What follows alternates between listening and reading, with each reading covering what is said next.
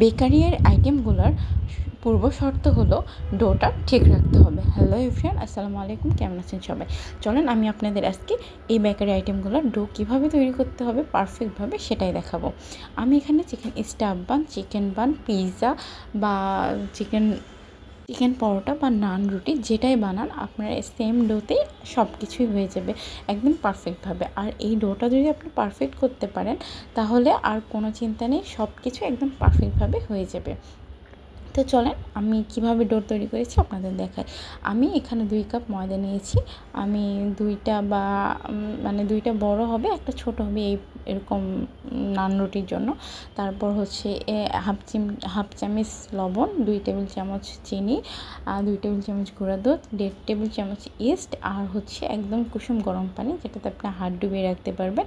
এরকম অবস্থায় পানি দিয়ে আমি পরিমাণ মতো পানি দিয়ে ডোটা মাখিয়ে নিব। আর পানিটা বেশি করা যাবে না, আর ডোটাতে তেল মাখিয়ে রাখলে ডোটা এমনি নরম হয়ে যায় একদম। তো এটা রেখে ডোটা রেস্টে রাখবো আমি প্রায় 3 থেকে 4 ঘন্টা। যদি আপনাদের হাতে এত সময় না থাকে তারপর চেষ্টা করবেন মিনিমাম আধা থেকে 30 থেকে 1 ঘন্টা একদম রাখতে হবে। 1 ঘন্টা রাখাই লাগবে, 30 মিনিট আসলে খুব বেশি ফোলে না ডোটা। তো চেষ্টা করবেন মিনিমাম 1 ঘন্টা ডোটা রেস্টে রাখার জন্য। আর আমি এটা প্রায় 3 থেকে 3.5 ঘন্টা বা 4 ঘন্টার মতো রেস্টে রেখেছিলাম, যার কারণে এত সুন্দর হয়ে ফুলেছিল।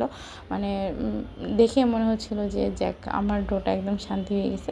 তো এই ডোটা আমি মোটামুটি হাত দিয়ে কিছুক্ষণ ম্যাশ করার পরে আমি এটা রুটির মতো করে বেলে নিয়েছি। আর রুটিটা খুব বেশি পাতলা করা যাবে না, দেখতেই পাচ্ছেন কীরকম মোটা করেছি। আমি নান রুটির জন্য বানিয়েছিলাম। আর উপর দিয়ে আমি বাটার ব্রাশ করে নিয়েছি। আমি পুরো বাটারটাই গরম এর উপর দিয়ে দিয়েছিলাম। একদম পারফেক্ট হয়েছিল, খুবই সফট হয়েছিল। আমি একদম পাতলাও করি না, একদম মোটাও করি নাই, মিডিয়াম, যেটা আমাদের খাওয়ার জন্য একদম উপযুক্ত হয়। ভিডিওটা ভালো লাগলে অবশ্যই লাইক করবেন। Thank you.